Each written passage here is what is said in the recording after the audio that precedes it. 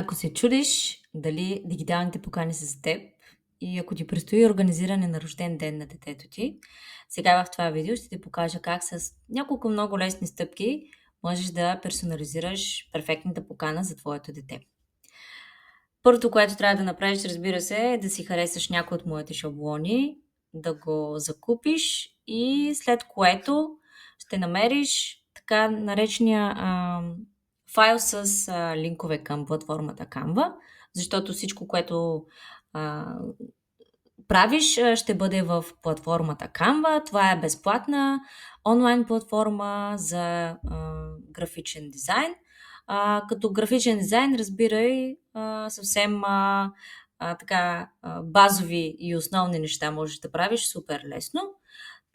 Сега ще ти покажа, когато закупиш една покана, влизаш ето тук в менюто горе в дясно, моят профил, след което можеш да видиш детайлите за твоите поръчки тук. И съответно аз сега ще направя за тази покана с Frozen, замръзналото кралство, да ти покажа как можеш да я направиш за твоето дете. След което, като получиш имейл за потвърждение, можеш да отидеш в файлове и да кликнеш ето тук на свали линк бутончето. Разбира се, колкото дигитални продукти си получил, толкова и линкчета ще имаш, т.е. толкова и бутончета ще имаш, ще ти си покажа тук. Така че сега натискам тук и запазвам някъде на десктопа този PDF файл. Той съществува там и отивам и си го намирам в десктопа. И това, което трябва да направиш е да си избереш или дигитална покана с анимиран ефект или покана за принтиране. Предполагам, че твоят избор ще бъде дигитална покана, така че това, което трябва да направиш е да кликнеш върху прозорчето, в което е визуализирана поканата и отиваш на Edit Template и тя ще ти излезе така, както по принцип трябва да изглежда това, което е дадено като пример в сайта. Това, което се случи е, че Canva създаде копие на този шаблон в твоя профил, като това, което забравих да кажа е, че Canva е безплатна платформа, защото можеш да си направиш съвсем безплатен профил. Това, което трябва да направиш сега е да смениш текста на поканата с данните за събитието и името на твоето дете. Както виждаш, тук също можеш да редактираш текста, можеш да избираш други цветове, разбира се, но това, което аз съм направила е да съчетая най-добрите шрифтове и цветове за самата покана. И това, което ще ти демонстрирам сега е, например, за 5-ти рожден ден.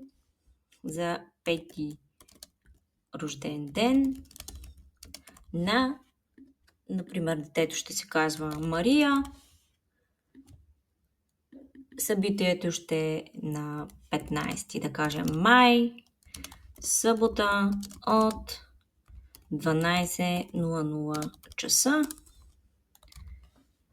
в ресторант, да кажем, Мираж. И тук може си напишете някакъв текст, например, моля, потвърдете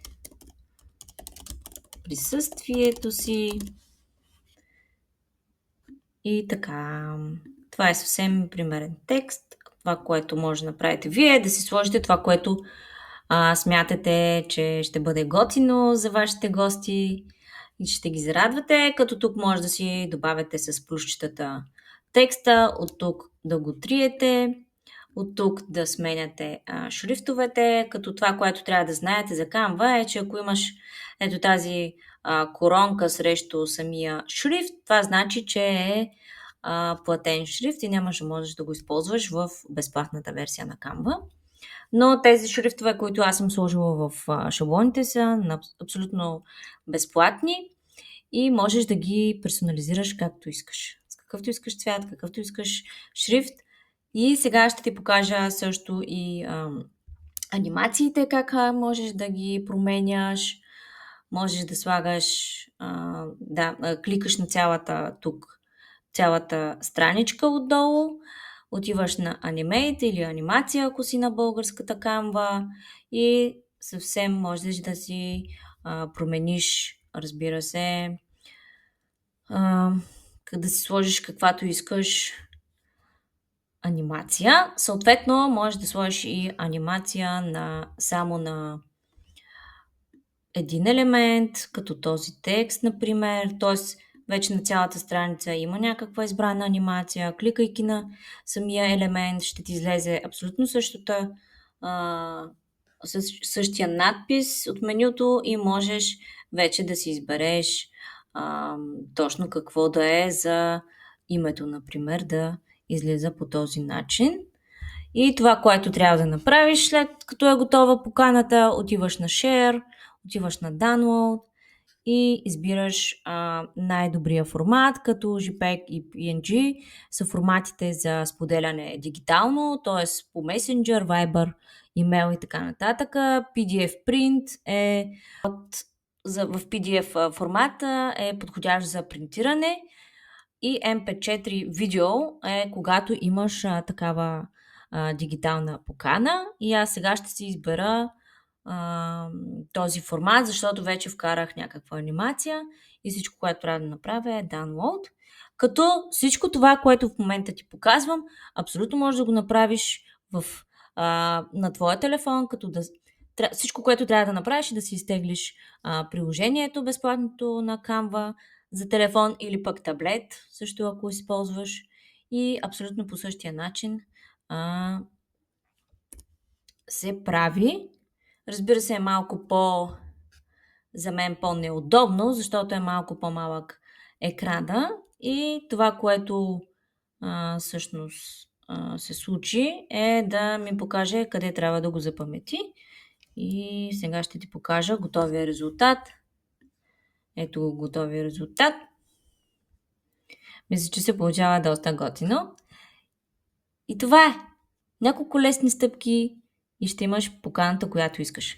Това, което искам да ти кажа също, е, че ако се притесняваш, че ти не можеш да я направиш, ако се притесняваш, че не е за теб това нещо или пък нямаш време, бързаш, имам и възможността за поръчки, т.е. покана по поръчки, като това, което също предлагам, е не само темите, които са включени в онлайн магазина ми, но и работя също и с клиентки, които ми показват точно каква искат да бъде темата, точно насочват ме какво желаят да има в поканата, и аз го правя, и до сега така доста клиентки са доволни от резултата, така че да знаеш, че има и тая опция и можеш да ми пишеш преспокойно. Ще ти съдействам с каквото мога. И така, благодаря ти. Чао, чао!